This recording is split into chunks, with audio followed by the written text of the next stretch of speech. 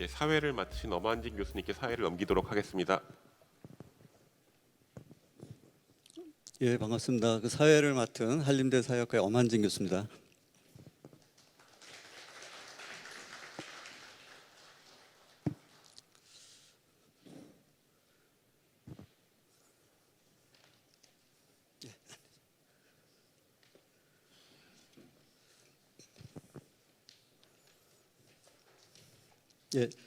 예, 먼저 발표자와 토론자 소개를 하겠습니다. 오늘 발표를 맡아주신 배재대학교의 이혜경 교수님이십니다. 예, 이 교수님은 그 한국이민학회 회장을 역임을 하셨고, 그다음에 국민통합위원회 고문, 그다음에 법무부 위원으로 활동을 하고 계신데요. 사회학자이면서 그 이민 정책 그리고 현장에 오랜 경험을 갖고 계신 베테랑 선생님이십니다. 다음 토론자 세 분을 모셨는데요. 먼저 법무부 출입국 외국인 정책본부의 이재유 본부장이십니다. 예, 그 직함이 이제 말해주듯이 출입국부터 이주민들의 그 사회 통합 정책 이르기까지 이민 정책을 총괄하는 자리에 계십니다. 두 번째 토론자는 이현상 중앙일보 논설실장이십니다.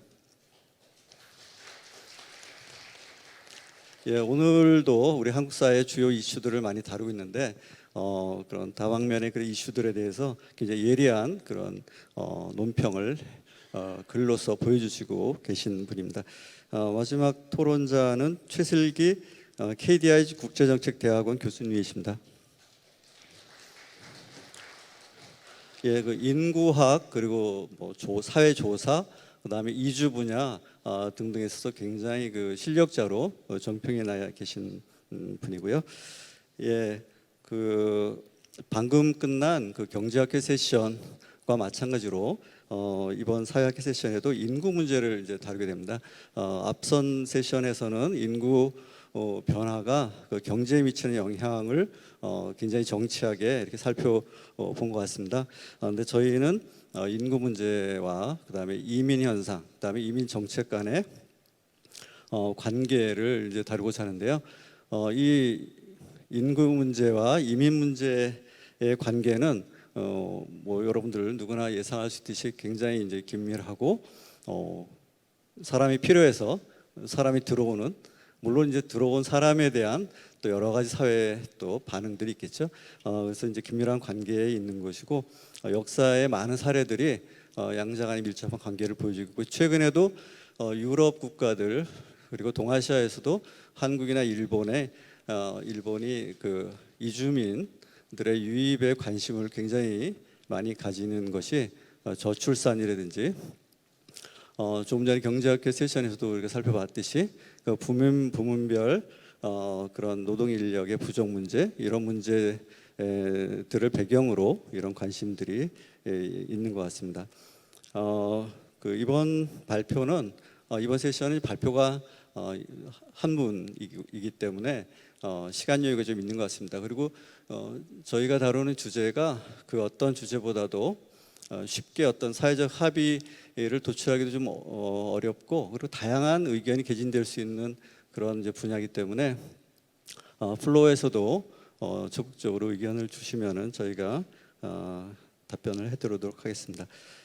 예, 그 시간이 70분인데 발표자에게 한 25분 정도까지 시간을 드리고 토론자 분들께 한 10분 정도씩, 그리고 본부장님은 좀 얘기할 게 좀 많으실 것 같아서 조금 더 한 15분 정도 드리는 식으로 진행을 하도록 하겠습니다. 그럼 인구 절벽과 이민 정책이라는 제목으로 저희들에게 말씀을 해주실 이혜경 교수님의 발표를 듣도록 하겠습니다. 박수로 청해 듣겠습니다. 안녕하세요. 예, 알겠습니다. 예, 저는 인구 절벽과 이민 정책에 대해서 할 거고요. 시간이 25분이라고 하지만 어떤 중요한 부분에 대해서 조금 더 길게 얘기할 수 있기 때문에 시간을 맞추기 위해서 오늘 제가 말하려고 하는 목차는 다음과 같습니다. 인구 위기와 그 이민 논의는 일종의 서론 부분인데요. 오늘날 그 우리 사회의 한국 인구 위기가 얼마만큼 심각하냐는 오전 세션부터 오후 세션까지 많이 다루었기 때문에 자세한 내용은 하지 않고요. 이러한 인구 위기가 결국 인구 절벽을 야기했고, 방금 전에 경제학 쪽에서의 세션에서도 말이 나왔지만, 이러한 인구 위기가 총량의 문제가 아니고 굉장히 우리나라 지역에 따라서 편차가 너무 크다라는 거죠. 그래서 지방 소멸이 인구 위기 중에서 가장 심각하다고 저는 느끼고 있습니다. 그래서 인구 위기를 지난 20년간 피부로 못 느낀 이유는 보통 인구학에서는 인구 모멘텀 때문이라고도 얘기를 하는데요. 즉 20년간의 지체 그 기간이 있기 때문이고요. 그래서 우리는 보통 출산율, 합계 출산율이 이 정도 되면 인구의 대체 수준이라고 하는데, 1983년에 인구의 대체 수준에 도달한 이후 20년이 지난 2003년 참여정부 시절부터 인구가 위기구나라고 느꼈습니다. 그 이후 많은 정책을 해왔지만 또 다른 20년이 지난 오늘 현재까지도, 즉 대체 수준을 지난 40년이 지나서야 이게 정말 사회의 여러 부분에서 경종이 울리고 있는 것을 목격하고 있습니다. 물론 우리는 이민으로 모든 것을 해결할 수 있다라는 주장을 하려는 건 아니고요. 방금 전에도 계속 얘기가 나왔지만 여성의 고용률을 높여야 된다든지, 고령자의 정년 문제를 우리가 논의해야 된다든지, 로봇화라든지 4차 산업혁명이라든지 여러 복합적인 걸 함께 하지만, 그럼에도 불구하고 이민에 대한 것도 우리가 좀 더 체계적으로 논의를 해야 된다라는 것이 오늘 발표의 주제입니다. 그래서 오늘 특히 함께 하고 싶은 이야기는 세 가지 이슈입니다. 작년부터 우리 사회에서 인구 위기 또는 인구 절벽 대응에서 가장 뜨거운 이슈는 세 가지라고 생각합니다. 작년부터 얘기가 많이 나왔었죠. 여성의 유휴 인력을 노동시장으로 나오게 하기 위해서는 가사도우미 또는 육아 근로자를 도입해야 된다. 특히 굉장히 저임금의 가사 근로자를 데려오자라는 어떤 돌봄 노동의 문제가 있고요. 그다음 지방 소멸이 굉장히 심각하니까 그 지역 특화 비자로 야기되고 있는 지역의 인구 감소를 어떻게 할 거냐라는 논의가 있고요. 마지막으로는 이것도 작년부터 굉장히 뜨거운데, 그래서 이러한 이민 정책을 총괄할 수 있는 이민청을 신설하자라는 것에 대해서 말씀드리고 싶습니다. 첫 번째 주제인 저출산 고령화 대응 돌봄 이민과 관련된 논의입니다.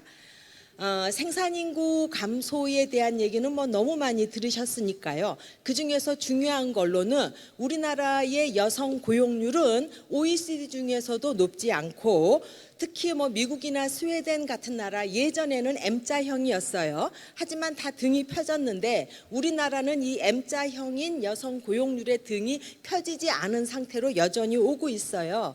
그래서 이 M자형의 여성 고용률의 등을 펴자라는 것의 가장 중요한 것 중에 하나로, 그러면 육아 근로자, 외국인 육아 근로자나 가사 근로자를 데리고 오면 여성이 노동시장에 좀 더 나오거나, 또는 이미 나와 있는 여자들이 육아로 인해서 다시 노동시장에서 나가는 일은 없지 않겠느냐라는 논의가 나온 거죠. 그래서 작년에 오세훈 서울시장님께서 외국인 육아 근로자를 우리가 데려오자라는 얘기가 있었어요.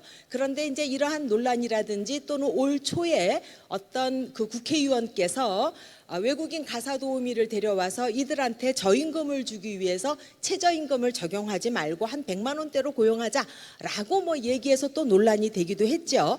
하지만 이제 고용노동부가 올해 시범 사업으로 외국인 가사도우미 제도를 쓸 거다라고 해서 일단락 되는 듯 싶었는데, 바로 올해 한 달 전에 4월 말에 마이클 크레이머 시카고 대학 교수가, 이 분이 이제 노벨 경제학상을 받아서, 우리는 노벨 경제학상 그러면 또 깜빡하잖아요. 그래서 그분이 이제 우리나라도 이민을 확대해야 되고, 거기까지는 괜찮았는데 외국인 가사도우미 얘기를 하시면서 홍콩과 싱가포르의 제도를 한번 생각해 볼 필요가 있다라는 언급이 나오자, 또 잠잠했던 또 서울시장님이 거봐라, 외국인 저임금 가사도우미 제도는 정말 필요한 거다라고 해서 또 한 번 논란이 되기도 했습니다. 그런데 이러한 논란은 우리 사회가 실험을 안 해봤던 것은 아니에요. 사실은 90년대와 2000년대 그 당시 합법적인 것은 아니었지만 필리핀 가사도우미를 쓰는 어떤 실험이 서울을 중심으로 있었지만 우리나라에서는 이게 그렇게 적합하지 않았다는 거죠. 그래서 이것이 아주 새로운 논의는 아니다라는 말씀을 먼저 드리고 싶습니다. 그러면 서울시장발 저임금의 외국인 가사도우미 제도는 뭐가 문제냐면, 물론 우리나라 지금 입주 가사도우미의 경우 한 200만 원에서 300만 원이 드니까 한 100만 원 미만인 싱가포르나 홍콩의 제도는 매력적으로 보일 수도 있습니다. 그런데 문제는 이것이 그렇게 바람직한 것이 아니라는 거죠. 왜냐하면 싱가포르의 제도는 굉장히 싱가포르나 홍콩의 경우는 국제적으로 비난을 받는 사례고요. 그다음에 정말 그렇게 서울시장님이 말씀하신 것처럼 38만 원, 60몇만 원이냐 팩트 체크를 하자는 의미는 아닙니다. 그런데 한국의 현실에 맞지 않다는 거예요. 어떤 점에서 맞지 않냐면 한국은 굉장히 아파트 체제로 변했기 때문에 어떤 낯선 사람과 같이 입주하는 것에 대해서 굉장히 거부감이 있다라는 거죠. 그러면 싱가포르는 왜 거부감이 없냐? 싱가포르도 그러니까 우리나라도 싱가포르 홍콩처럼 60년대부터 입주 가사 도우미가 쭉 있었어요. 그런데 우리는 적어도 60년대 말부터 산업화가 되면서 한 75년부터는 입주 가사 도우미가 거의 사라졌거든요. 그래서 70년대 말 또는 80년대부터 파출부 형식으로 출퇴근형으로 이제 바뀐 거죠. 그런데 쭉 바뀌지 않고 싱가포르는 입주 가사 도우미가 있었기 때문에 그 사람들에 대해서 너무 지난 50년간 쭉 있었어요. 그 이전 또 한 50년도 계속 있었고요. 그래서 싱가포르 사람들은 불편을 안 느끼는지 모르지만 지난 90년대에 또는 2000년대에 서울에서 써보신 분들의 경험으로는 입주 가사 도우미가 없다가 젊은 여성과 같이 입주 가사 도우미가 있다라는 것이 굉장히 불편했다라고 얘기하셔서 입주가 굉장히 불편하고요. 그다음에 언어 소통이 안 되는 것도 굉장히 불편하고요. 그래서 꼭 입주를 해야 되는 상황이라면 내국인을 선호하고 내국인이 안 될 경우에는 나이가 많으신 중국 동포를 더 선호했던 것이 우리의 현실입니다.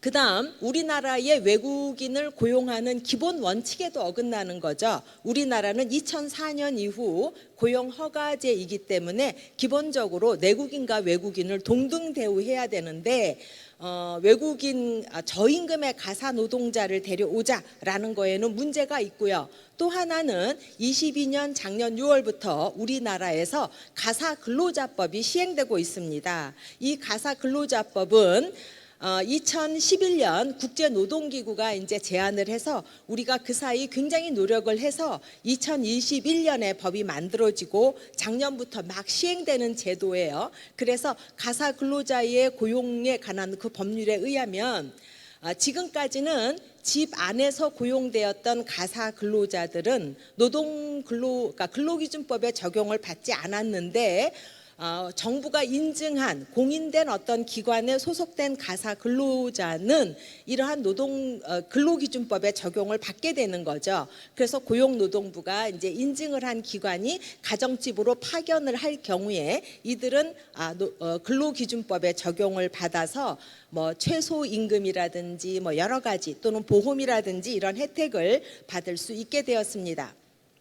그래서 고용노동부는 22년 12월 말에 고용허가제 그 개혁안을 발표할 때 올해인 2023년에 외국인 가사 근로자 제도를 시범 사업으로 실시하겠다라고 이제 말을 했죠. 그래서 원래는 이제 상반기 중에 계획이었지만 조금 늦어져서 서울시하고 협의 중인데 지금 나오는 그런 뉴스들에 의하면 지금 인증한 기관들이 있으니까 그러한 인증한 기관에서 외국인 가사 도우미를 고용해서 가정에 파견할 경우 지금 현재 내국인 가사 근로자의 경우에는 시급한 시간당 15,000원인데 중국 동포는 한 13,000원 정도 되거든요.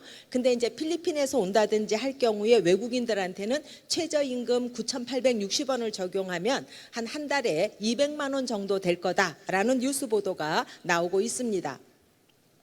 그런데 한국 엄마들이 원하는 육아 돌봄은 어떤 거냐면 아파트라는 제한된 그런 격리된 공간에 아이하고 예를 들면 필리핀 육아 근로자를 두 사람만 남겨놓고 회사에 출근하기는 너무 불안하다는 거죠. 그래서 회사에서 계속 CCTV를 들여다볼 수는 없으니까 차라리 소규모 어린이집이 많아서 그런 소규모 어린이집에서 혹시 사람이 부족하면 외국인 육아 근로자를 고용해서 하는 것이 어떠냐라는 의견도 있습니다. 고용노동부는 지금 여러 가지 그런 업체들을 인증하고 있는 단계인데요. 그래서 이제 여러분들이 뭐 인터넷을 뒤져보면 뭐 가사랑이라든지 뭐 숨고라든지 진이라든지 여러 가지 기관들이 있습니다. 지금 보여지는 화면은 가사랑이라는 건데요. 여기에 들어가면 자기가 사는 지역을 찍으면 어떤 서비스를 받을 수 있는지가 있습니다. 그런데 지금 인증된 업체가 한 40여 개에 불과해서 저는 대전에 살고 있거든요. 그래서 제 지역 대전을 찍으면 안 나오더라고요. 그러니까 그 40여 개 인증된 가사 업체들 은 주로 수도권에 있거나 뭐 부산에 한 몇 개 있거나 그 정도이지 아직 전국적으로 확대된 수준은 아닙니다.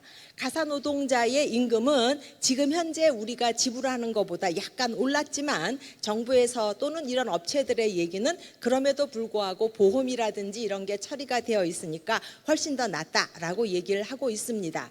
전반적인 추세는 가사라든지 이런 간병 등의 일의 세분화가 지금 진행되고 있습니다. 그런데 단추가 조금 잘못 끼워졌다라는 말씀을 드리고 싶습니다. 조금 전에 경제학 쪽에서의 발표에서도 나왔지만 우리나라 여성 노동력의 굽어진 M자형을 피는 데에 육아도우미를 데려오는 것이 가장 중요한 해결책이냐? 저는 그렇지 않다고 생각을 하거든요. 많은 그쪽 분야의 연구가 있겠지만 더 중요한 거는 뭐 육아휴직이라든지 회사에 있는 어린이집이라든지 이런 거가 중요하지 저임금의 가사 노동자 이거는 조금 출발은 잘못된 것 같고요. 어떤 하나의 요인은 될 수 있겠죠. 오히려 돌봄 노동하고 관계돼서 더 중요한 이슈는 가사 근로자 또는 육아 근로자보다는 앞으로 더 심각해질 고령화와 관련돼서 간병 노동자의 문제가 더 심각해질 전망입니다. 그리고 오세훈 서울시장이라든지 또는 크레이머 교수 그런 분들이 모르시는 부분이 뭐냐면 홍콩과 싱가포르도 처음 시작할 때는 가사 근로자로 시작을 했지만 지금 현재는 가사 근로자보다 그들 나라에서도 간병 근로자가 훨씬 더 많이 고용하고 있습니다. 그래서 앞으로 더 중요한 문제는 노인들에 대한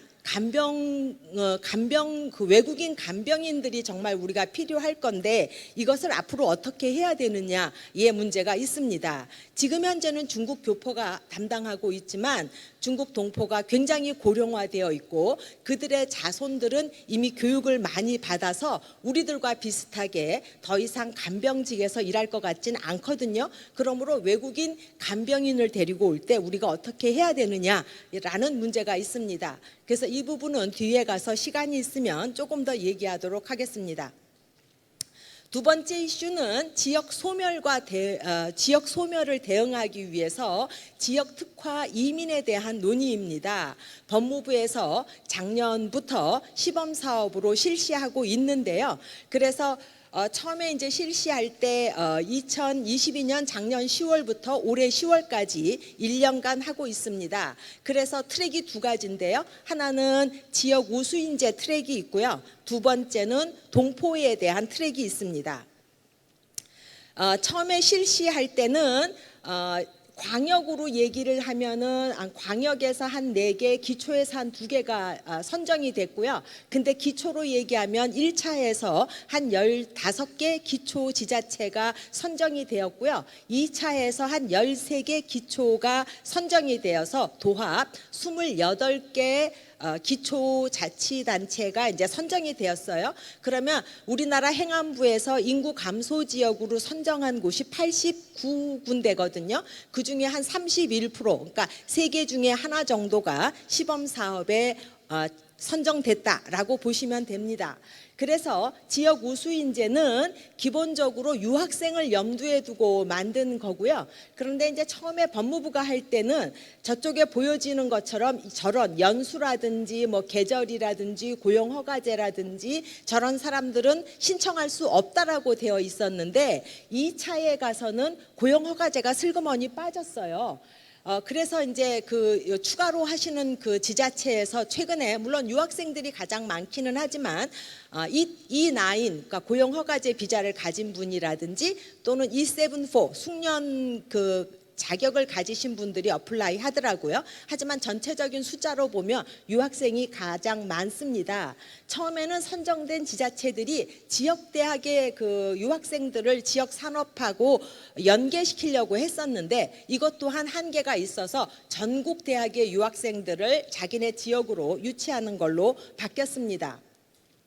동포 가족 유형에 대한 거는 저러한 3가지가 있는데요. 기본적으로는 재외동포 비자를 주지만 본인과 배우자 모두 단순 노무도 허용한다라는 이점 때문에 이제 중국 동포도 하고 싶은 마음도 있을 거고 고려인도 할 텐데 현실적으로는 중국 동포의 거의 80% 이상이 수도권 지역에 머물러 있거든요. 그러므로 이들은 우리나라에 들어와 있는지 오래되고 뭐 한국어도 잘하고 그러니까 지역 인구 감소 지역으로 내려갈 인센티브가 별로 없을 것 같고요. 그래서 여러 지자체들은 고려인에게 초점을 맞추고 있습니다. 그래서 이제 예를 든다면 2022년 10월에 고려인 코로즈하고 농촌 지역하고 연결시키자라는 토론회도 있었고요. 그래서 선정된 지자체들이 고려인을 좀 이주시키고자 노력하고 있어요. 그런데 이런 지역 특화 비자가 좋기는 하지만 농업에 대해서는 별로 처음에 이제 법무부가 큰 관심을 기울이지 않았던 것 같은데 28개 지자체 중에 5군데 정도가 농업을 허용하는 업종으로 넣은 곳이 있습니다. 그런데 지금까지 현재 이제 살펴보면 실제로의 농업 생산 쪽으로 연결된 고려인이라든지 또는 그런 유학생은 물론 농업 쪽으로 가려고 하지 않고요. 별로 없는 것 같아요. 그래서 이제 충북 제천의 사례가 그래도 가장 눈에 띄는데 충북 제천은 그 시장님이 과거에 중앙아시아 외교관을 했던 전력이 있어서 이런 고려인 문제에 대해서 많이 아시고 그래서 직접 저 3개 나라에 가서 거기에 있는 고려인 협회하고 연관을 해서 앞으로 3년 동안 매년 300명씩 고려인을 유치하겠다라고 합니다. 그래서 동포 가족이 이러한 5개 지역에 농업이 열려 있는데 얼마만큼 들어갈지 우리가 조금 더 지켜봐야 될 것 같습니다. 그런데 문제는 지금 제천에서도 공공형 계절제하고 연결시키려고 하는데 지금 현재로는 5개월이고 법무부에서 8개월 비자를 염두에 두고 있다고 하더라도 나머지 4개월에 대한 문제가 좀 걸림돌인 것 같습니다. 이제 마지막 이슈인 이민정책 거버넌스와 관련돼서는 이것도 새로운 이슈는 아닙니다. 2012년에도 한국이민학회에서 이거에 대해서 논의한 적이 있고요.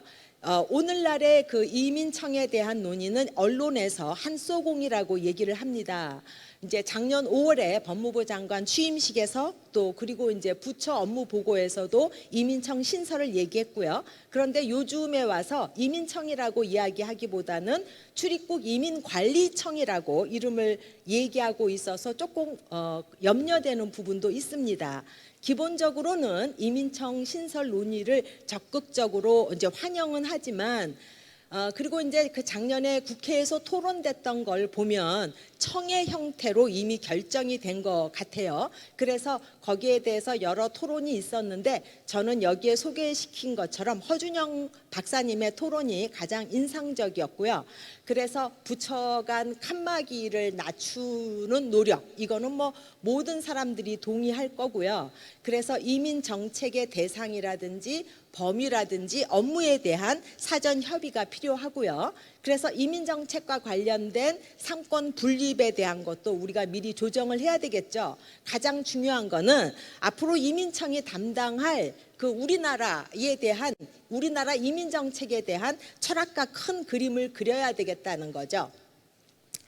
여기에서 이제 보통 증거 기반 이민 정책을 위한 자료를 구축할 필요도 있는데요.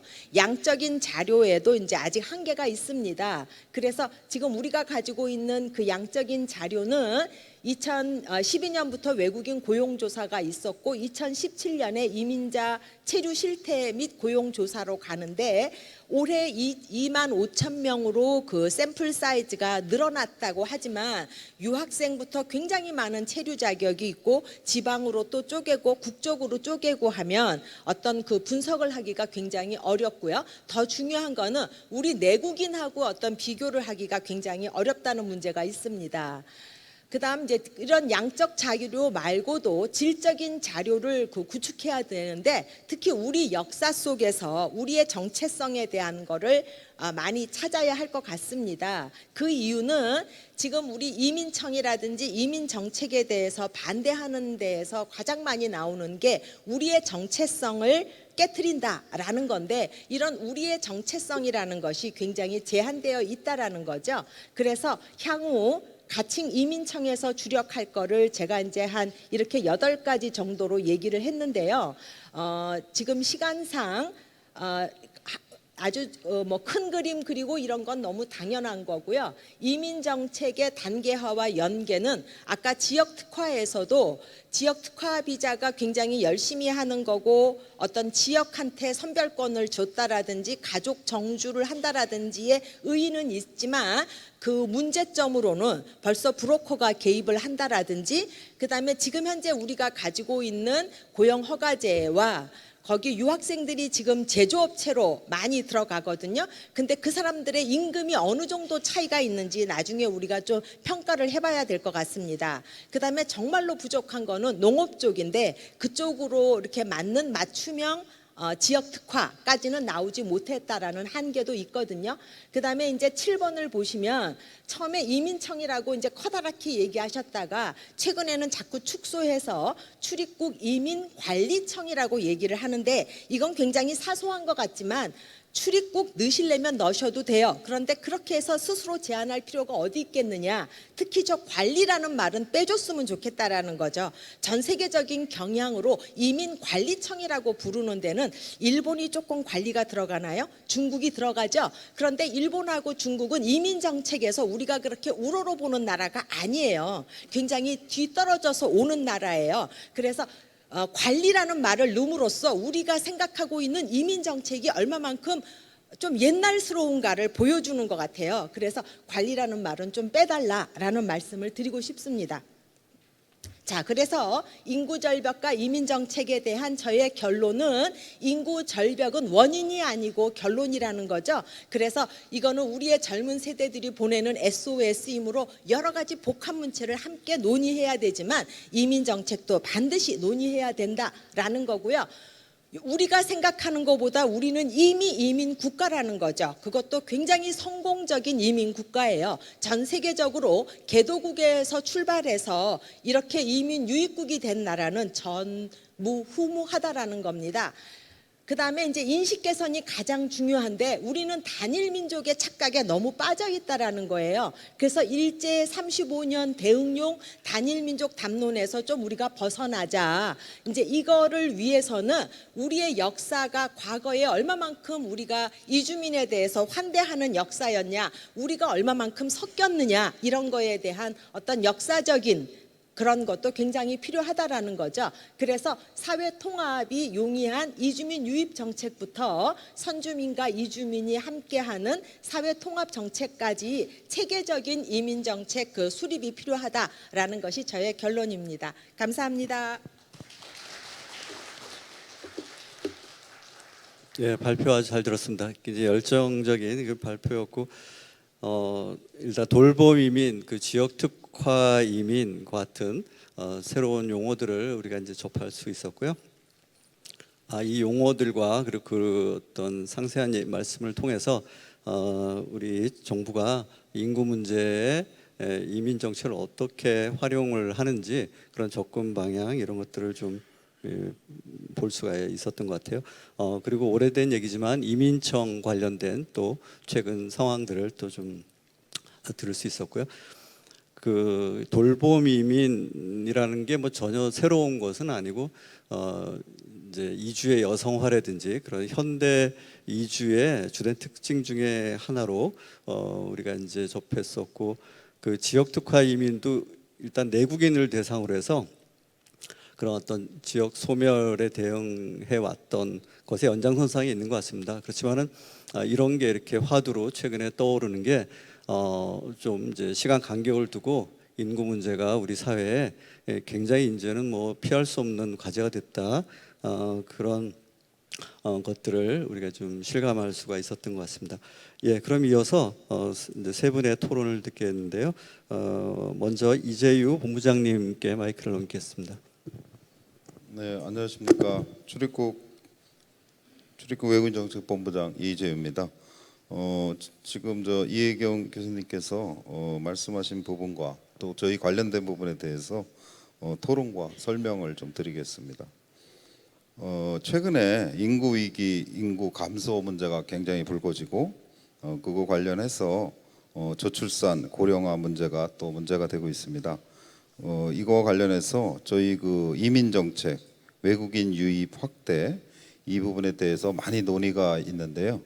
사실 그 저희가 이제 계속 관련 학회나 또 공론화 과정에서 많이 다녔을 때 듣는 얘기가 인구 감소에 대해서 외국인이 과연 그 대안이 될 수 있느냐 그런 얘기를 많이 들었습니다. 그래서 저희는 인구 위기에 대해서 인구 위기를 직접적으로 대안할 수 있는 것은 아니고 보완할 수 있는 보완책이라고 생각을 합니다.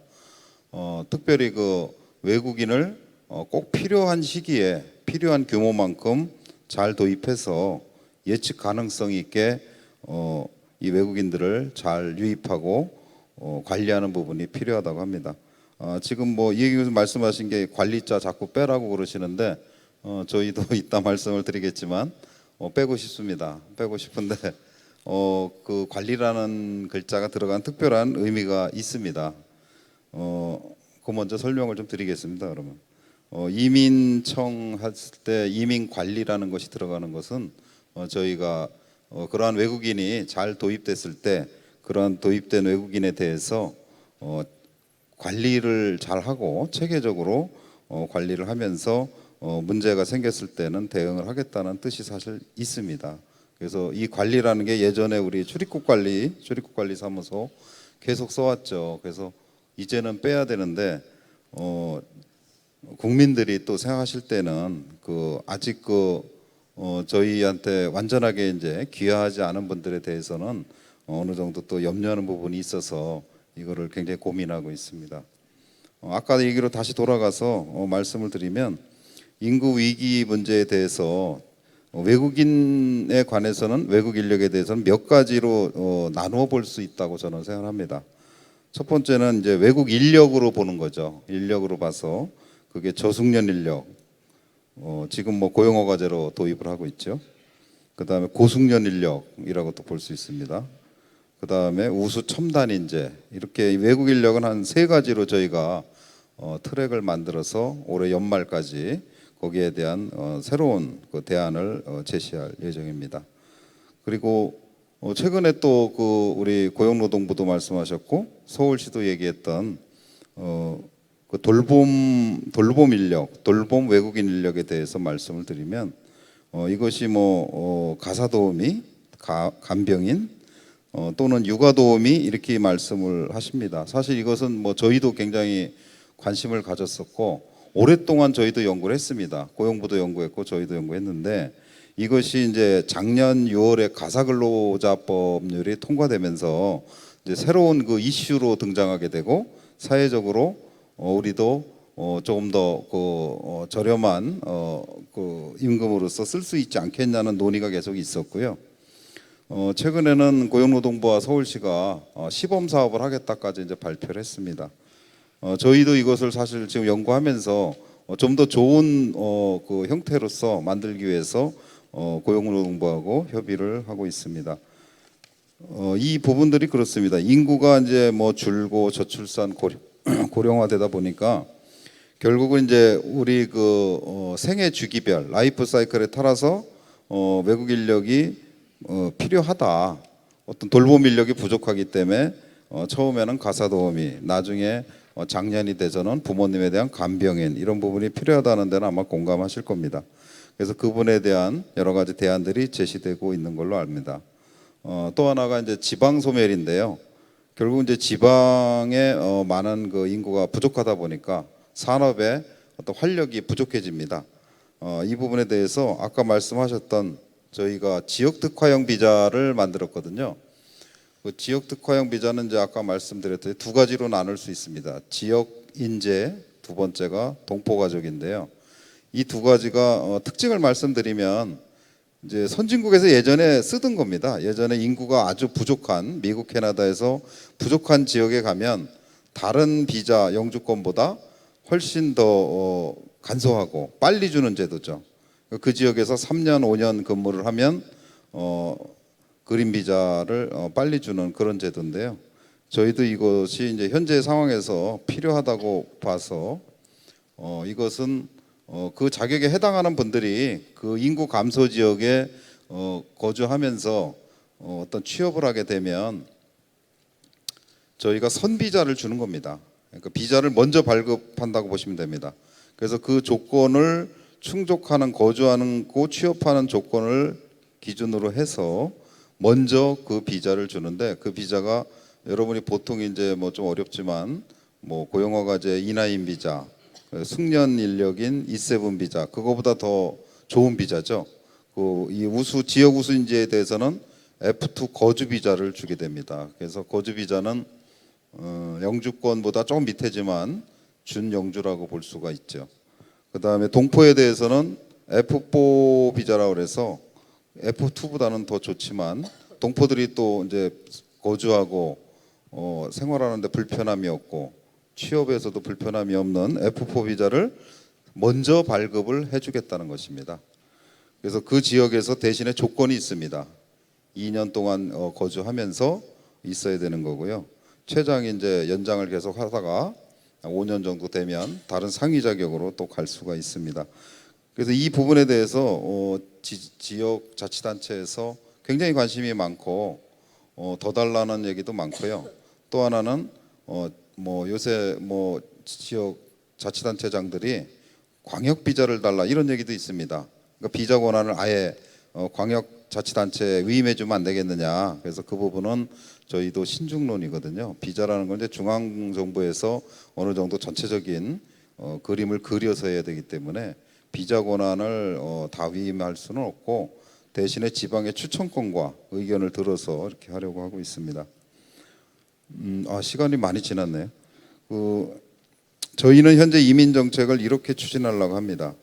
크게 대별할 수 있는데 첫 번째는 조금 전에 말씀드렸던 외국 인력 도입에 관한 제도를 새롭게 개편하고자 합니다.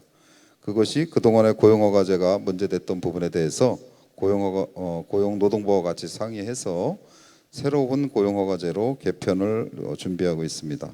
두 번째로 그러한 비전문 인력, 아까 말씀드린 저숙련 인력인데 그거 말고 숙련 기능 인력, 이미 현장에서 오랫동안 고용허가제로 근무한 분들이 숙련이 돼서 어쩔 수 없이 돌아갈 수밖에 없을 때 그분들을 E7 비자로 해서 숙련 기능 인력으로 2년씩 계속 연장이 될 수 있는, 그리고 가족 조청도 되고 상위 또 자격인 F2나 이렇게 발전해서 갈 수 있는 자격으로 저희가 준비를 하고 있습니다. 이러한 외국 인력 제도 E7이라는 것이 저희가 이제 가지고 있는 건데 이거는 또 세 가지 세부로 트랙으로 나눌 수가 있습니다. 하나는 해외에 이미 기술을 가진 분들을 선별적으로 잘 도입하는 것입니다.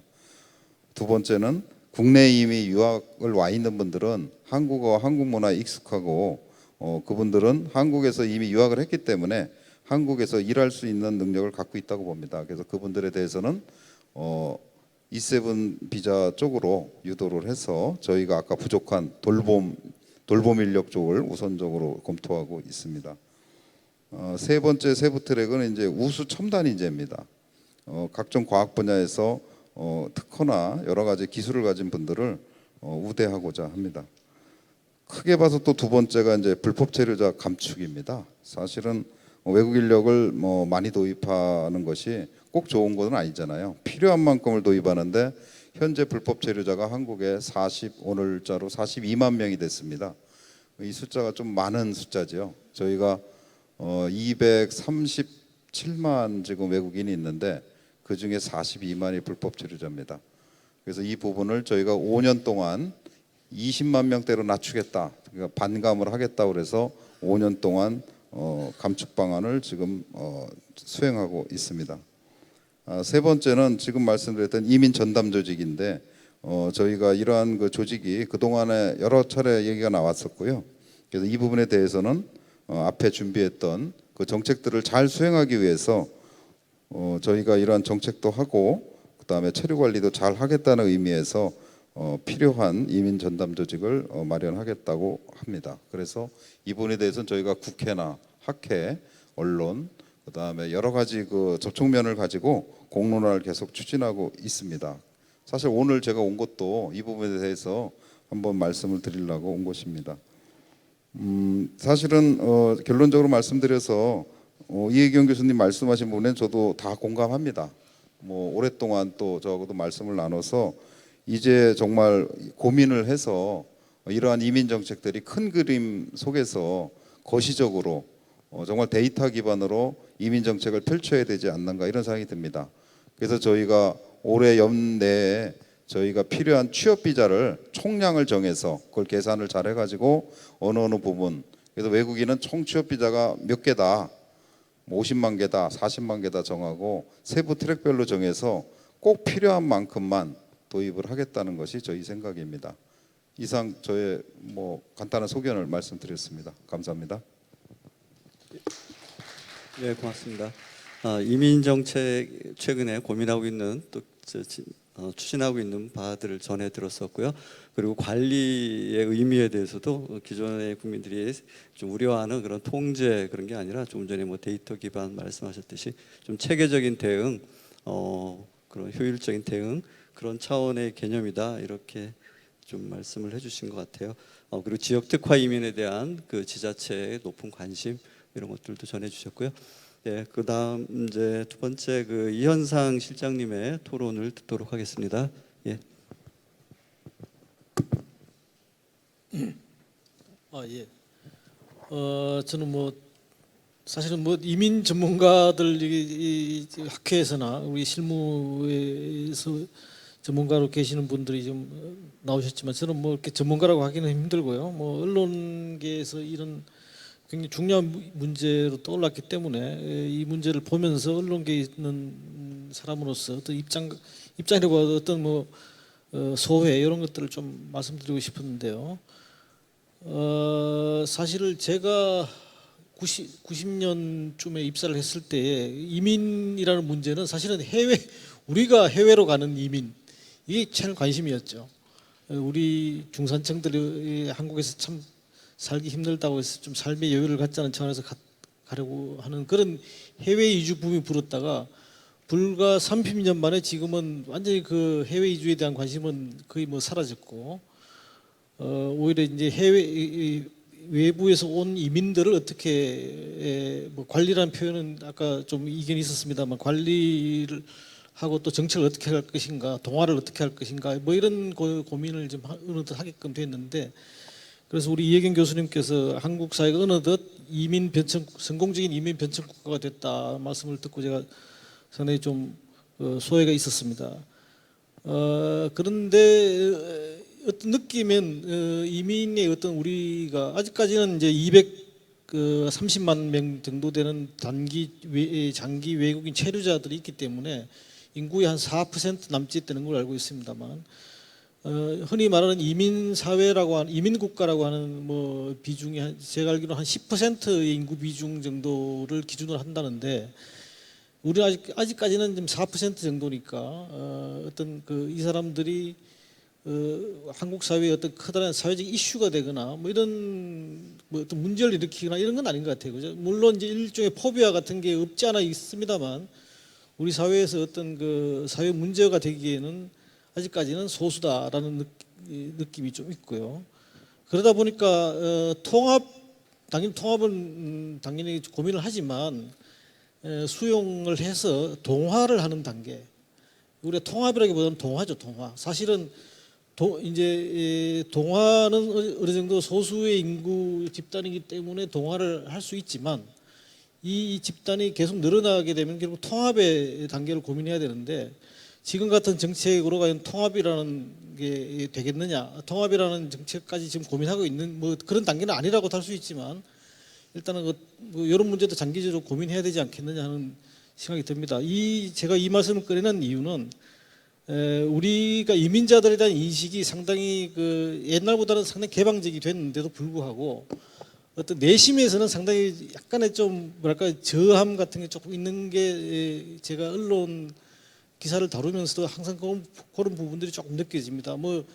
2008년도 예멘 난민 사태가 있었는데 물론 난민과 이민은 다른 문제이긴 합니다만 이방인에 대한 어떤 그 경계심 이런 것들이 아주 표출된 게 그 예멘 난민 사태가 아니었는가.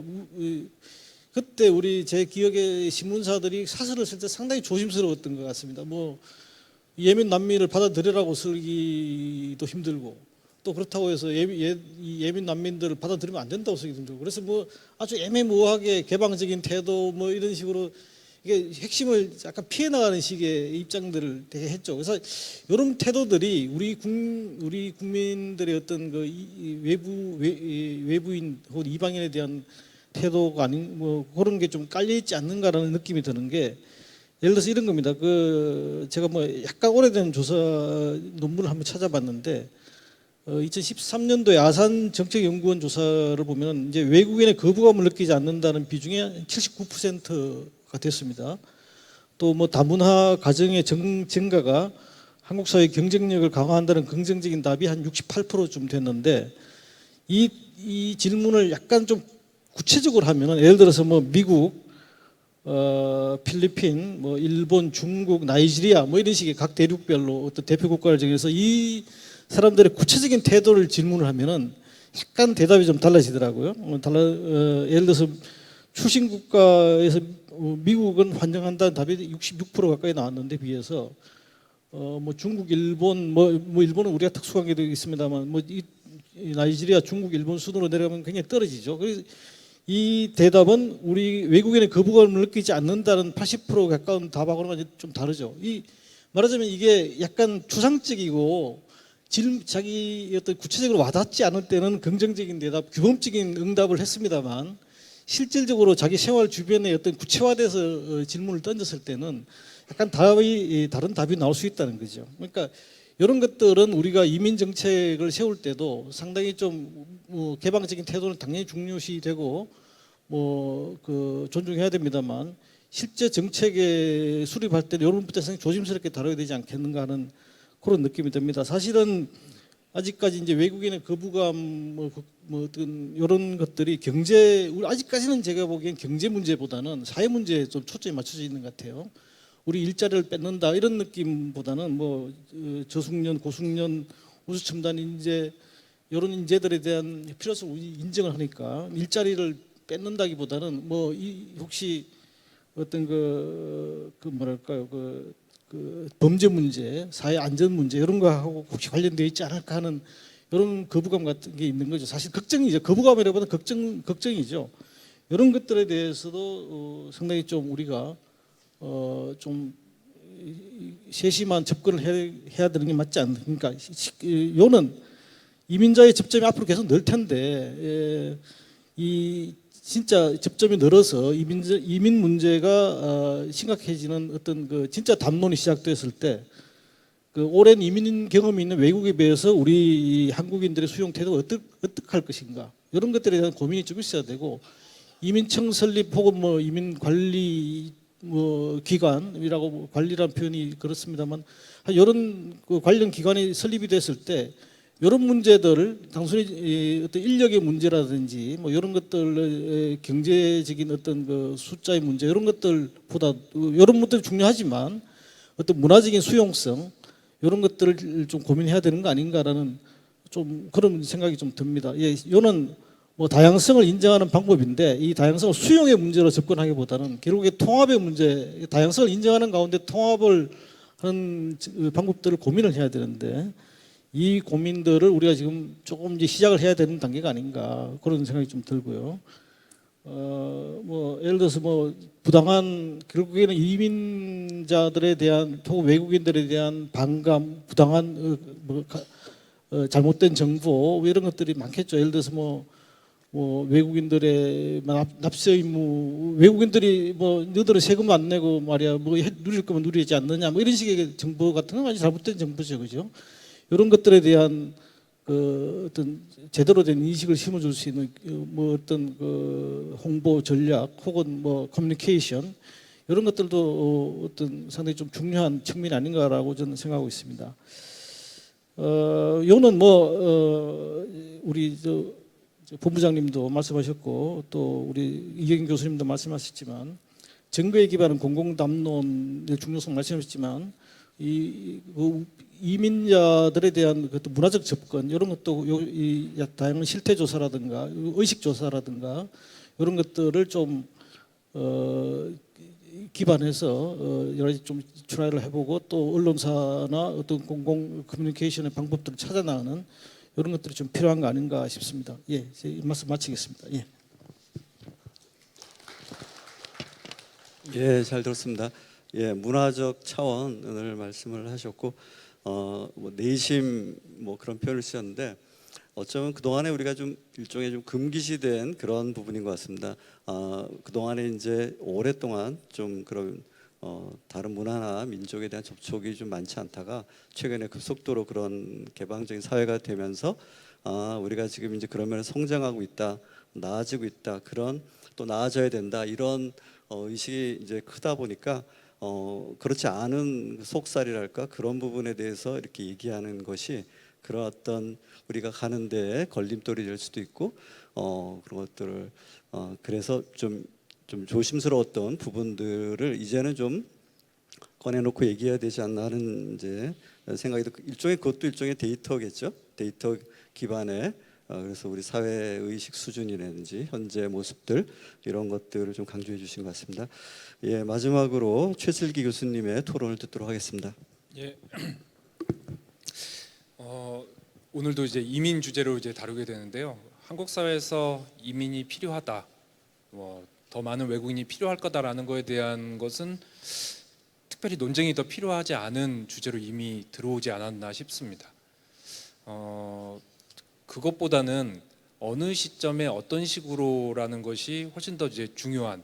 이제는 그냥 단순히 외국인이 더 많이 필요하다, 이민 사회로 바뀌어야 된다라는 게 아니라 어떤 시점에 어떤 방식으로 어떤 사람을 조금 구체적인 내용들이 이제 논점이 된 시기라고 보여집니다.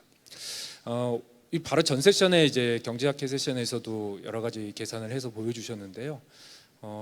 제 이철희 교수님 발표에서는 한 10에서 한 15년 정도 이후에 더 많은 인력이 필요할 것으로 계산을 해주셨고 정확한 시점은 사실 예측하기가 쉽지는 않을 것 같습니다.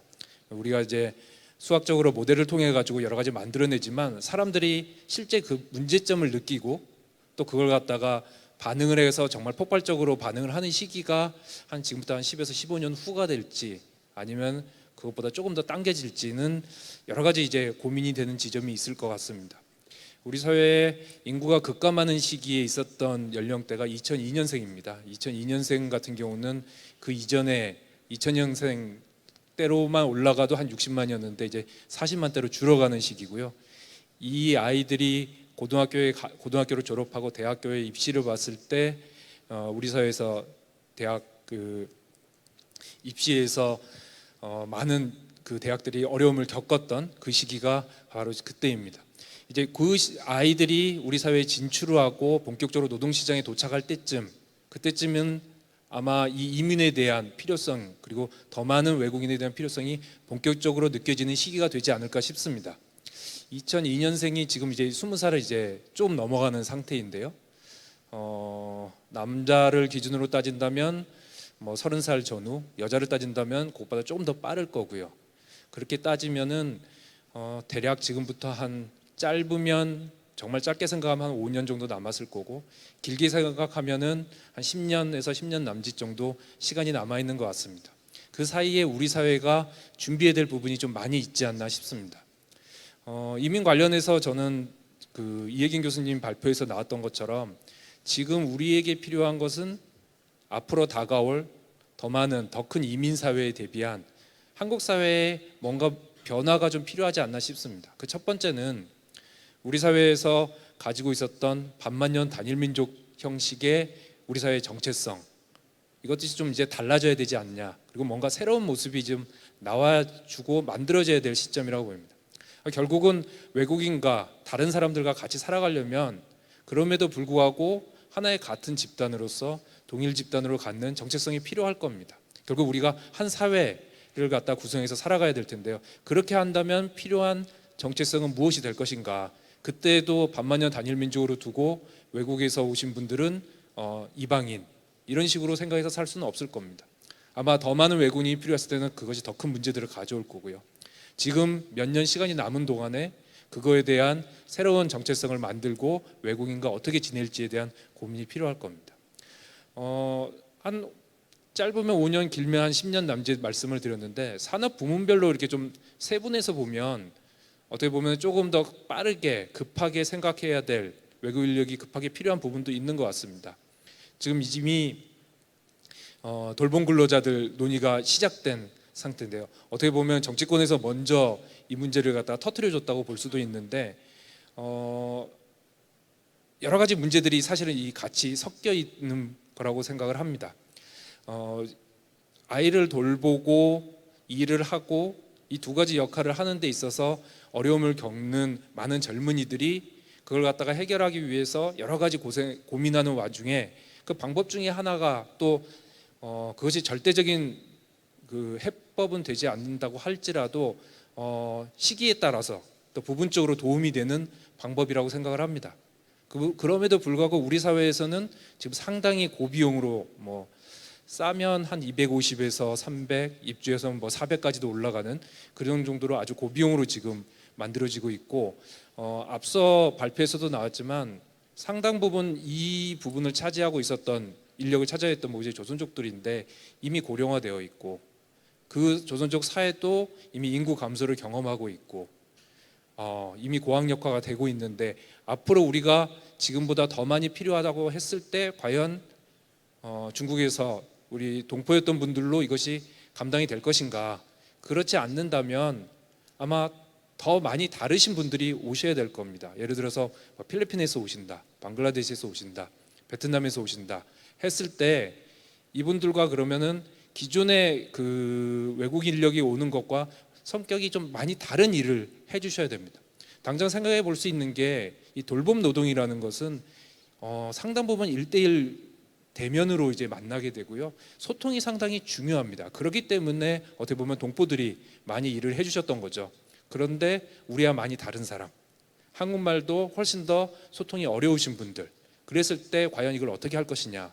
또 하나는 이 돌봄 노동, 실제로 한국에서 있는 가사도우미라던가 뭐 간병인이라는 이런 부분들 봐보면 사실 이직이 상당히 잦습니다. 그분들이 잘 안 맞는 것도 있지만 개별적인 이분들을 갖다 사용하고 계시는 사용자 입장에서도 그 요구하는 내용들, 자기가 기대하는 것이 상당히 다르기 때문에 고용했다가 바로 또 바꾸고 하는 경우들이 꽤 많이 있습니다. 지금 외국인을 우리가 인력을 데려오는 방식과 이 돌봄 노동 시장에서 필요한 방식은 상당 부분 그대로 오기가 어려울 겁니다. 그렇다면 어떤 방식을 갖다가 우리가 모시고 올 것인가라는 것에 대한 고민이 어떻게 보면은 좀 급하게 좀 진행될 필요가 있지 않냐라는 생각을 가지고 있습니다. 다행스럽게도 올해 이제 이미 시범 사업을 준비하고 있었던 걸로 보이는데요. 조금 더 좀 급하게 시범 사업을 갖다가 조금 더 크게 좀 진행을 해주셨으면 하는 생각이 듭니다. 최저임금을 갖다가 적용하지 않는 근로자를 우리 사회에 둔다. 가능할까요? 저는 일단은 가능하지 않을 거라고 생각합니다. 우리 이미 과거에 산업연수생 제도라는 것을 갖다가 시행했던 시절이 있었습니다.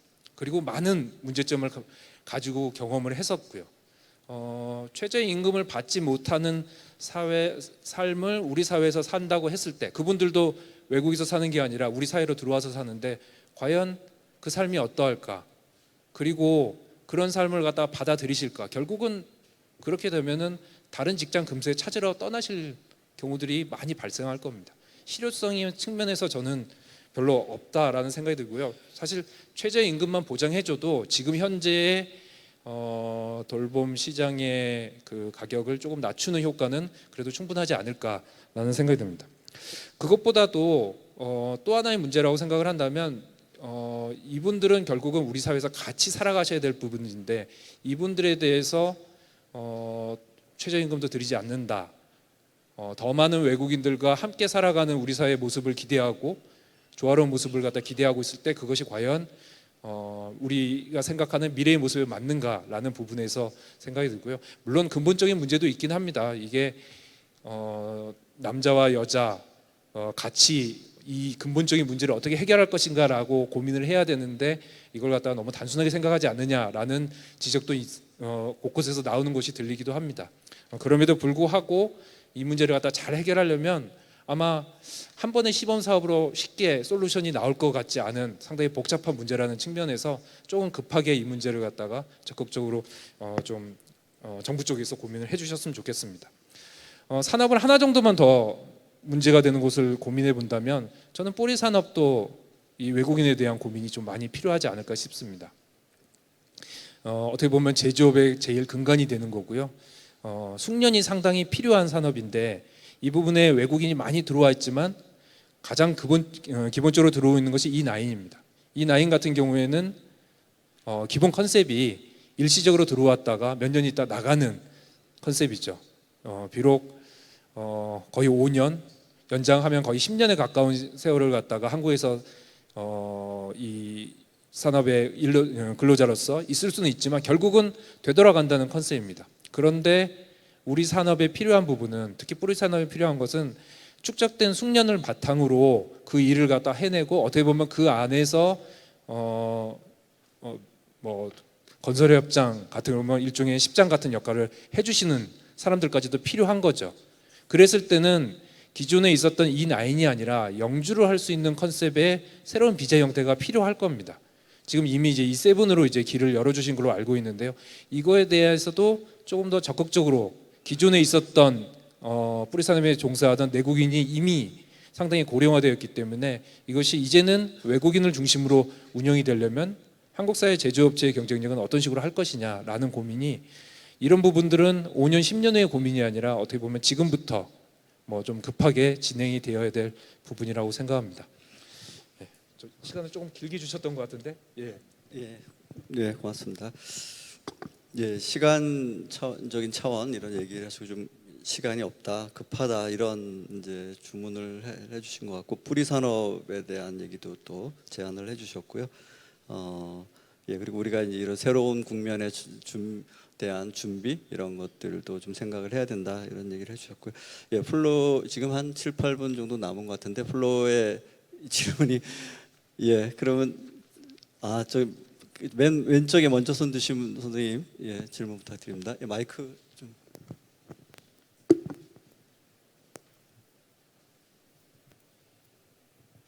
예, 발표 잘 듣고 토론 잘 들었습니다. 저는 강원대학교에서 경제학을 공부하고 가르치는 김경덕입니다. 우리 이 교수님께서 그 설명하신 것 중에 저한테 가슴에 가장 와닿는 것이 사회통합이 용이한 이주민 유입 정책부터 선주민과 이주민이 어떻게 사회통합을 함께 이루어나가느냐 100% 동감을 합니다. 조금 더 붙이고 싶습니다. 지금 현재 이민정책의 출발점은 부족한 한국 내의 노동력 때문에 촉발된 것 같고 그런데 우리가 그 출발점은 그렇지만 지향점은 좀 달라야 되지 않겠느냐. 노동력이 유입되는 것이 아니라 궁극적으로는 사람이 들어옵니다. 사람이 들어오는 것이죠. 그래서 우리 지향점은 사람을 두고 얘기를 해야 됩니다. 그런데 저는 경제학자로서 우리 경제학 하시는 동료분들이 너무나 상상력이 빈곤해가지고 노동력, 인력, 노동력, 돈 얼마 저는 너무 소름이 돋았어요. 그래서 조금 더 풍부하게 인간다운 그런 이야기가 나올 수 있는 사회학을 저는 더 좋아합니다. 사회학을. 그래서 결론적으로 노동력 차원에서 이민을 바라보면 이거는 실패할 수밖에 없다. 그렇게 보면 특히 독일에 의해서 터키 노동자를 굉장히 많이 유입을 했었죠. 지금 남아있는 터키 노동자의 후예들은 독일이 2등 국민으로 아마 전락되고 있을 겁니다. 그 사회 분열과 갈등의 하나의 요인이 되고 있을 겁니다. 독일, 우리가 참 비슷하죠. 피트의 독일 국민의 구함이라는 건 아주 민족적인 정서가 강한 거. 우리도 단체 신체의 단일 민족으로 무장되고 있지 않습니까? 그래서 이런 우리의 이 민족적 그 정체성, 이 감정을 어떻게 완화시키면서 지역별로, 연령별로, 성별로 파편화되어 있는 한국 사회가 이들을 외국인 근로자 아니 외국인을 어떻게 품을 수 있는지 그런 전제조건이 되어 있는지 그걸 우리가 깊이 한번 자문해봐야 된다고 그렇게 봅니다. 거기 사회학회가 우리 한국 사회에 던지는 큰 하도가 되어야 되지 않겠는가라고 생각을 봅니다. 한 예를 들겠습니다. 2020년 11월에 캄보디아 30세 여성이 비닐하우스에 주무시다가 농업 노동자입니다. 동사했습니다. 국회 차원에서 흥분을 했습니다. 국회 차원에서 정부에게 명령을 했습니다. 외국인 노동자 숙소 해결하라. 농림부가 총대를 메웠습니다. 제가 그때 심사위원장으로 갔습니다. 제천 갔습니다. 제천은 도농복합 비슷해 가지고 굉장히 반농업이 많은 그런 지역입니다. 반농업이 많다는 것은 농업 노동력이 자동화 안 돼 있다는 겁니다. 그래서 외국인 노동력 굉장히 많이 필요로 하는 그런 지역입니다. 그래서 제천시가 외국인 노동자 기숙사를 건립하겠다라고 신청을 했습니다. 수립 심사를 하고 현장을 갔습니다. 어떤 일가 벌어지는지 아십니까? 오지 말라 반대하고 있습니다. 주민들이. 왜? 외국인 노동자를 먹고 있는 기숙사가 되면 우범지역이 된다. 우리는 단일 민족이다. 이렇게 반대를 했어요. 실차도 못했습니다. 그런 노동력이 굉장히 필요한 그 농촌 지역에조차도 외국인 노동자들 반대를 하고 있는 겁니다. 그래서 노동력 부족 참 좋은데 참 좋고 너무나 좋은 말이 쳤는데 이것을 품을 수 있는 우리 사회의 조건은 되고 있는지 거기서 우리 먼저 깊은 반성과 자문을 해봐야 되지 않겠나 하는 그런 노바심에 말씀드립니다. 이상입니다. 예, 아까 저기 세 번째 줄에 계신 까만 양복 선생님. 예, 저는 한국도시재생연구원의 김종연입니다. 예, 토론과 발표 잘 들었습니다. 저도 인구 소멸과 국가 균형 발전의 토론에 많이 나갑니다. 그런데 어느 날 갑자기 제가 그동안 이제 토론에 나가면은 아카데미하고 좀 학술적인 용어, 좀 그럴싸한 말을 품위 있는 말을 골라서 했는데요. 그게 굉장히 소용이 없다는 얘기를 그걸 깨달았습니다. 그래서 원초적인 얘기를 하겠습니다. 만분의 연장이 인간인데 모든 생물권, 무생물부터 시작해서 말 못한 짐승들도 자기 종족 번식을 합니다. 그래서 제가 말씀드리고 싶은 것은 인간만큼은 자기 종족 번식에 대한 어떤 행복의 기준, 철학의 기준을 다시 한번 우리가 내세워야 됩니다. 그에 대한 거는 연구를 해야 되고요. 두 번째는 우리가 지금 아까 이민청 관련돼서 많은 논의를 했습니다만은 지금 가장 또 반대로 얘기를 할게요. 지금 현재 우리도 3만 불 세대가 넘어서 상당히 선진국에 지금 대회를 했는데 가장 중요한 것은 우리가 2, 3등정 한답니다. 해외 입양 문제가 지금 세계적으로 2등 내지 3등을 하고 있는데 오히려 그런 입양 분들을 오히려 한국에서 쾌유하고 이런 어떤 것을 다시 한번 생각을 했으면 좋겠습니다. 예, 감사합니다. 예, 고맙습니다. 예, 시간이 없긴 하지만은 답변할 시간은 좀 별로 없더라도 듣는 게 좀 좋을 것 같아요. 그래서 김익기 선생님, 예, 말씀해 주시죠. 아까 세션에서 제가 제 소개를 했기 때문에 다시 소개는 안 하고 한 가지만 소개를 말씀드리면 제가 정년 퇴직하고 4년 동안 중국 인민대학에서 석자 교수로 강의를 하고 돌아왔습니다.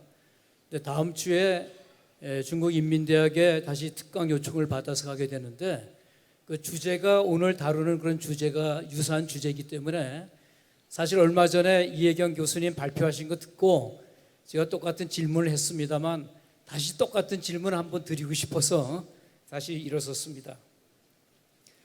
이민청에 대한 얘기, 또 이민청 문제가 이민관리청이라고 하는 논쟁적인 문제가 되고 있는데, 사실 오늘 대회의 가장 핵심적인 것은 한국 사회의 과제와 전망, 위기와 도전이라고 하는 좀 더 큰 문제지 않습니까?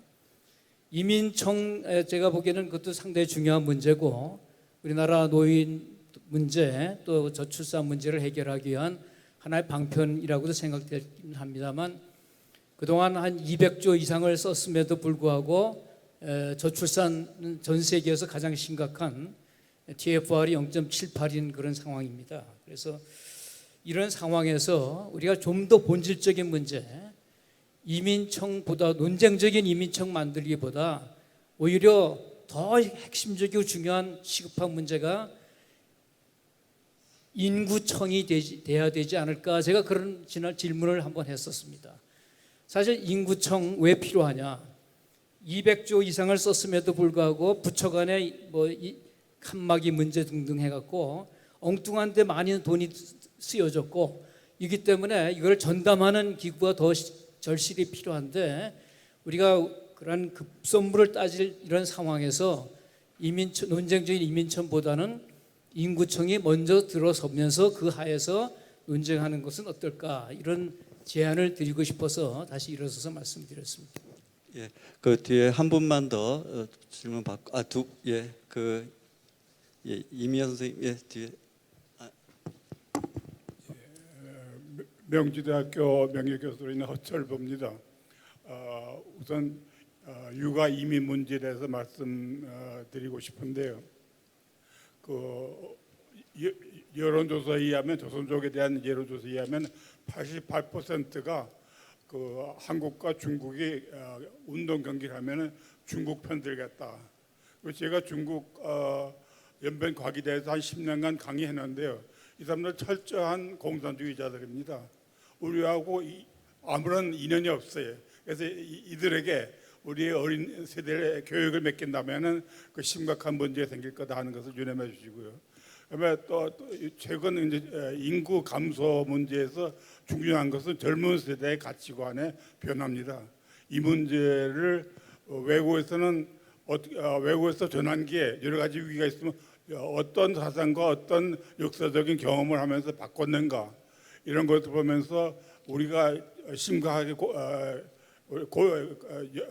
고민해야 할 것은 그 젊은 세대 가치관의 변화, 소위 3포 세대, 5포 세대, 7포 세대, N포 세대라는 말까지 나오는데, 5천 년간 어려움이 많아도 우리가 결혼했고 애를 낳았습니다.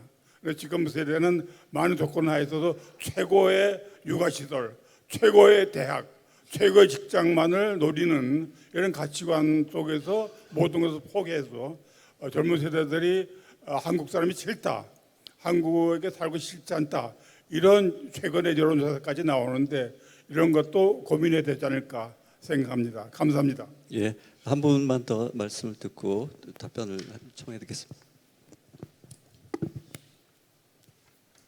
네, 안녕하세요. 저는 한신대 사회학과에서 강의하고 있는 이미애라고 합니다. 제가 이주를 좀 연구하고 있는 사람으로서 좀 앉아서 일단 말씀을 드리겠습니다. 좀 이것저것 쓴 게 많아가지고요. 이혜경 선생님 발표 정말 잘 들었고요. 이민청과 관련돼서 사실은 도대체 이 안에 포함되는 이민자가 누구인가부터 좀 논의가 필요하지 않을까라는 생각이 들고요. 그러니까 뭐 도시사회학자가 뭐 상층회로나 생존회로라는 방식으로 사실 크게 쌌세니 얘기를 하기도 했지만, 저희 나라에서는 이주 노동자, 결혼 이민 여성, 선진국에서 온 외국인, 재외동포, 이렇게 이 많은 사람들을 다 동일한 이민자로 사실 저희가 해석하기 대단히 어렵고, 그 비자도 사실은 아시다시피 굉장히 많아서 사실 저희가 이민자라고 해서 상을 그릴 수 있는 하나의 상들 뭐 존재할 수는 없을더라도 사실상 이 이민청 안에 포함되는 대상이 누구인가에 대한 논의가 좀 필요할 것 같고요. 그리고 아울러 이와 같은 맥락에서 지금 재외동포청이 이제 사실은 올해 그 제대로 이제 들어서는 걸로 지금 저는 보고 있는데, 그럼 재외동포청하고 이민청이 어떤 식으로 사실은 다른 역할을 하고 해야 되는지, 또는 이렇게 분리됨으로써 가지고 있는 이 한계가 무엇인지에 대한 고민도 같이 해야 될 것으로 보여지고요. 그래서 그 사실 대단히 궁금한데, 저는 이민 연구자로서 이민청 논의의 현재가 어디까지 가 있는지, 이 논의 안에 도대체 누가 얘기를 하고 있는지, 그리고 이 안에 이주민들, 현재 이주민들의 목소리는 들어가고 있는지 굉장히 도구적으로 다뤄지고 있는 상태라서, 지금 사실은 인구 절벽이라는 타이틀을 가지고 또 이제 이민 문제를 논의하고 있다 보니까 큰 틀에서는 굉장히 이민자들이 도구적으로 지금 쓰이고 있는 것 같아서, 이 이민청 논의 안에 이민자의 목소리는 어디까지인지도 좀 사실 궁금하고요. 이건 다른 분이 답변도 해주실 수는 있을 것 같긴 하고요.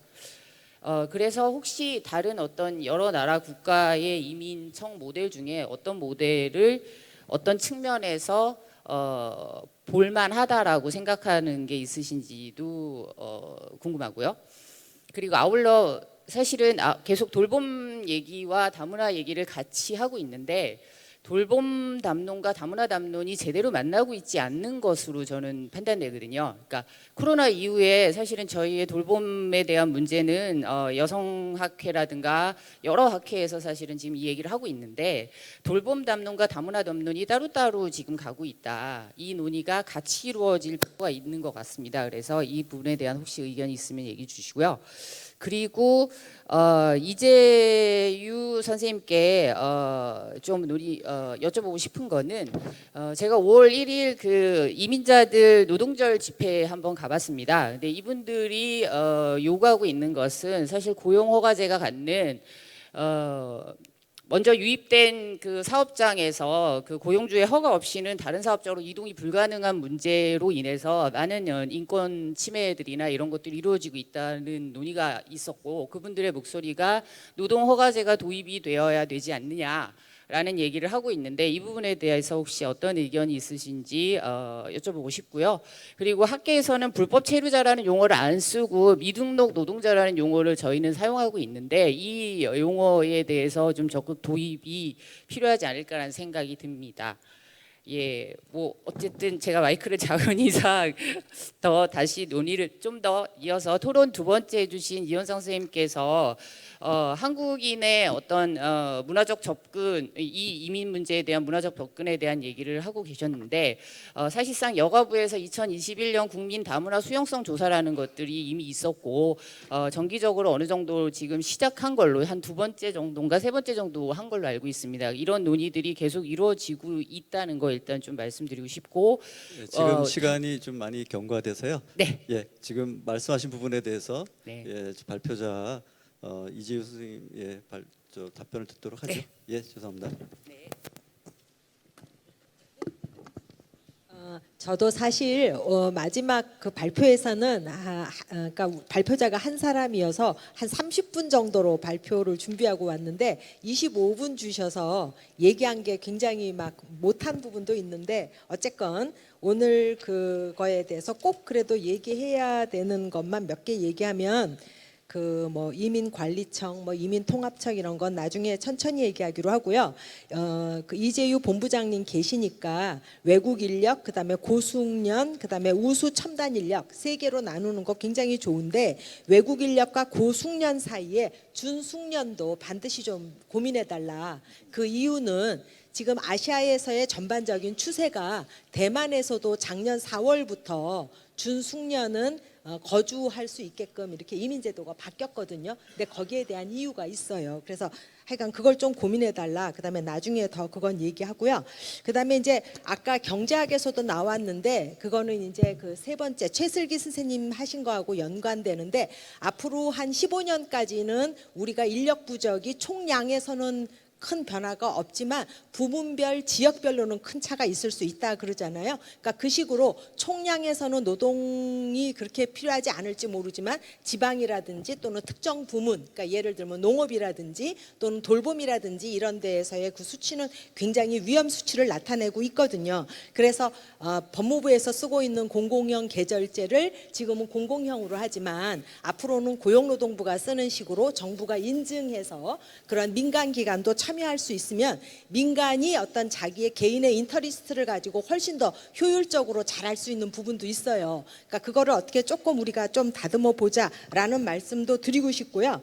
그다음에 이제 그러니까 미등록, 우리 이제 불체자라는 표현은 그냥 비공식적으로 쓰는 거고요. 미등록이라는 표현 당연히 써야 되겠죠. 그런데 이런 그 미등록을 감축하는 그런 고민에 있어서 지금 우리가 앞으로 10년간 굉장히 부족한 농업 이런 데에 종사하고 있는 분들에 대해서 우리가 어떤 조금 이렇게 유연화할 수 있는 안이 없을까도 조금 고민해 주셨으면 좋겠고요. 이현상 논설실장님 말씀하신 것 중에 그러니까 언론의 역할이 저는 굉장히 중요한 것 같아요. 예멘 난민 사태를 아프간 난민 사태하고만 비교해봐도 예멘 난민은 굉장히 반감이 많았지만 아프간 난민에 대해서는 어떻게 포장되느냐에 따라서 우리 흥남 철수하는 피난민을 연상하면서 굉장히 우호적이었거든요. 그래서 언론이라든지 또는 정부가 첫 단추를 굉장히 잘 껴야 된다라는 정도로만 말씀드리겠습니다. 그래서 이제 최슬기 박사님 얘기에서 새로운 정체성 만들기가 너무 중요한데요. 자꾸 새롭다고 얘기하지 말고 이제 역사학 하신 분들이 그렇게 얘기하더라고요. 우리나라 세종대왕께서 이 그 귀한 사람의 아들부터 우리가 군역을 보내야 되겠느냐 아니면 그 밑에까지 해야 되느냐 논의가 굉장히 있었다는 거예요. 그게 세종 때에도 있었고 막 성종 때까지 갔대요. 그래서 우리가 이렇게 귀한 사람이 많고 그들의 병역 문제까지 고민이 많았던, 그러니까 이주의 역사가 굉장히 오래됐다 이런 역사에서 나온다든지 고려사를 연구한 분들에 대해서도 그런 얘기 굉장히 많더라고요. 그래서 우리가 독일에서 어쨌다라고 얘기하면 남의 다리 긁는 것 같은데 우리 고려시대에 이랬대, 조선시대에 이랬대 그러면 우리한테 와닿는 느낌이 굉장히 달라서 저는 자료를 구축할 때 역사적인 자료에 대해서도 우리가 투자할 가치가 있다라는 말씀만 드리고요. 그다음에 이제 뭐 다 좋은 말씀 하셨는데 김익기 교수님 인구청도 굉장히 중요한 것 같은데요. 그 인구라는 문제가 딱 인구만 하면 된다는 것이 아니고 뭐 세대 간의 뭐 가치관이 변화에 따라든지 경제적인 문제라든지 젠더 차이라든지 너무 많은 문제가 복합되어 있어서 그것도 이제 우리가 논의를 해야 되겠지만 인구라는, 그러니까 우리가 이제 이민 정책이 조금 더 미래지향적으로 가는 의미에서는 인구청도 중요하고 지금 논의가 되고 있으니까 이번 차제에 이민청 논의가 좀 잘 마무리되었으면 좋겠고요. 포함되는 이민자는 누구인가? 저의 생각으로는 서로 다 연결되어 있어요. 노동 이민자가 결혼 이민도 하고요. 결혼 이민자가 노동도 하고요. 또 외국에서 오신 분이 또 결혼도 하고요. 그래서 저는 모든 대상이 다 포함되어야 된다라고 생각을 합니다. 그런데 이제 본부장님한테 질문하신 것도 있으니까 저는 응답을 여기까지만 하겠습니다. 네. 저도 그러면 지금 말씀드린 걸 요약해서 답변을 좀 드리겠습니다. 아까 저 고용허가제 관련된 영주권 취득까지 트랙을 설계해야 된다고 말씀하셨는데 그건 저희 법무부 입장하고 같습니다. 저희도 고용허가제가 지금 4년 10개월씩 2번 연장해서 거의 10년 가까이 있다가 다시 돌아가야 되고 가족이 초청이 안 되는 그러한 제도입니다. 사실 산업연수제가 이제 임금을 좀 잘 안 주려고 했던 부분도 있어서 예전에 인권 침해 문제가 있어가지고 이걸 이제 고용허가제로 근로자성을 인정하면서 사실 좀 업그레이드된 게 고용허가제였는데 이것도 벌써 거의 한 17년 됐나요? 벌써 그렇게 세월이 흐르면서 계속 이분들이 근로만 하고 돌아가야 되는지에 대해서는 이제 의문을 다 갖게 됐고, 그래서 저희도 이런 고용허가제에 성실하게 일한 분들은 아까 E7 특정 활동 쪽으로 E9을 벗어나서 영주권과 국적까지 갈 수 있는 트랙을 설계하고 있다고 말씀드리겠습니다. 그다음에 또 청중 중에서 우리 강원도에서 오신 그 사회통합 말씀을 하셨는데 저희도 선주민과 이주민 간의 이 사회통합이 굉장히 중요하고 결국 모든 거의 종착점은 사회통합이 얼마나 되냐에 따라서 그만큼 받을 수 있는 또 외국인이 규모가 정해진다고 봅니다. 사회통합이 안 되면서 이렇게 하기는 어렵고요. 이 부분은 저희도 결국 외국인들이 내는 수수료와 여러 가지 비용을 가지고 또 외국인을 도와줄 수 있는 그런 이민통합기금을 준비하고 있습니다. 그다음에 또 저한테 직접 물으셨던 아까 말씀하셨던 부분이 고용허가제가 노동허가제로 언제 되느냐 이렇게 말씀하셨는데 이 부분은 이제 사실 저희만의 문제는 아닙니다. 이게 고용허가제는 고용주한테 고용할 수 있는 허가를 이제 주는 거잖아요. 그래서 구직 활동을 해서 내국인을 못 구했을 때 그만큼의 고용허가제를 구하는 거고, 노동허가제는 고용주보다는 근로자에게, 그러니까 외국인한테 근로할 수 있는 거를 주어서 어디든지 이제 근로할 수 있도록 계약을 맺으면 할 수 있는 게 노동허가제인데, 이 부분에 대해서는 아직 정부에서 논의 중입니다. 그래서 아직까지는 고용허가제로 유지되고 있다고 말씀을 드리고, 그런 고용주 허가 없이 사업장 이동하는 것에 대해서 계속 얘기가 있었습니다. 근데 고용주는 고용주대로 이제 이탈이 많이 생기다 보니까 그런 이제 사업자 이동에 관해서 이제 허가 부분이 있는 거고요. 그다음에 불법 체류자 용어 관련해서는 아직까지 저희 법상으로는 법을 이제 체류 기간을 도구한 사람은 이제 미국, 캐나다 다 일리걸 워커로 보기 때문에 저희는 불법 체류자라고 이제 법률적으로 정리를 하고 있습니다. 그다음에 인구청 말씀하셨는데 저희도 반드시 이민청이 법무부에 있어야 된다 이렇게 생각하는 건 아닙니다. 전체적으로 봐서 인구청이든 인구부든 어디든 그건 상관이 없는데, 저희가 지금 이제 고민하는 것이 이것이 10년 뒤, 20년 뒤에 어떤 이러한 이민 정책을 제대로 수행하기 위해서 그때 만들지 않았다, 아니면 그때 만들었다 가지고 어떤 정책적인 어떤 효율적인 수행하고 타부처하고의 협업, 그다음에 집행에 있어서 정책에 있어서 어떤 책임성, 이런 부분이 그때 가서 후회하지 않도록 그 시기가 언젠가에 대해서 계속 공론화를 하고 있습니다. 예, 감사합니다. 예, 저희가 시간을 너무 오버해서 죄송하다는 말씀드리면서 그럼 이것으로 사회학회 세션을 마치도록 하겠습니다. 고맙습니다. 예, 감사합니다. 예.